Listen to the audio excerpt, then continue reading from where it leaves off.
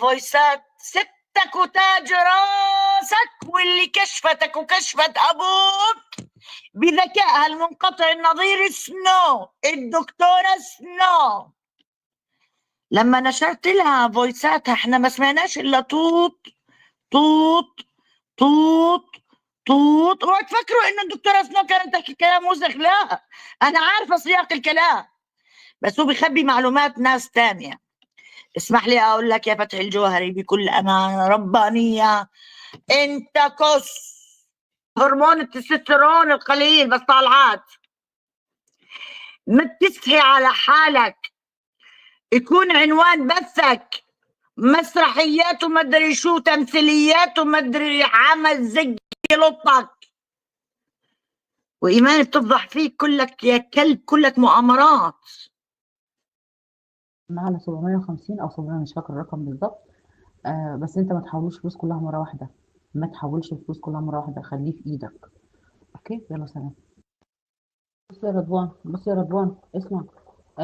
قول له طبعا انا عايز عمولتي، يعني ايه ما ياخدش 500 كاملين. خليك كده شاطر، ما ياخدش 500 كاملين عمولتك.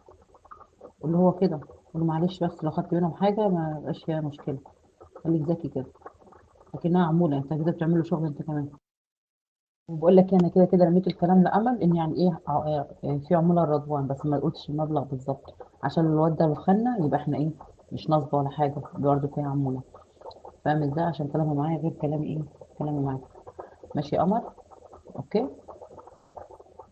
يلا سلام. على 750 او 700 مش فاكر الرقم بالظبط.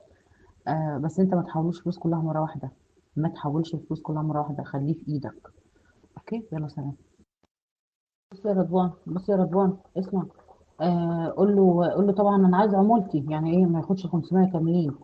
خليك كده شاطر، ما ياخدش 500 كاملين عمولتك. قول له هو كده، قول له معلش بس لو خدت منهم حاجه ما يبقاش فيها مشكله. خليك ذكي كده، لكنها عموله انت كده بتعمل له شغل انت كمان.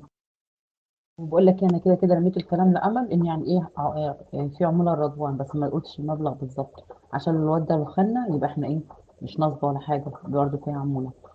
فاهم ازاي؟ عشان كلامه معايا غير كلامي ايه، كلامي معاك. ماشي يا قمر. اوكي يلا سلام. على 750 او 700 مش فاكر الرقم بالظبط. بس انت ما تحولوش فلوس كلها مره واحده، ما تحولش الفلوس كلها مره واحده، خليه في ايدك. اوكي يلا سلام.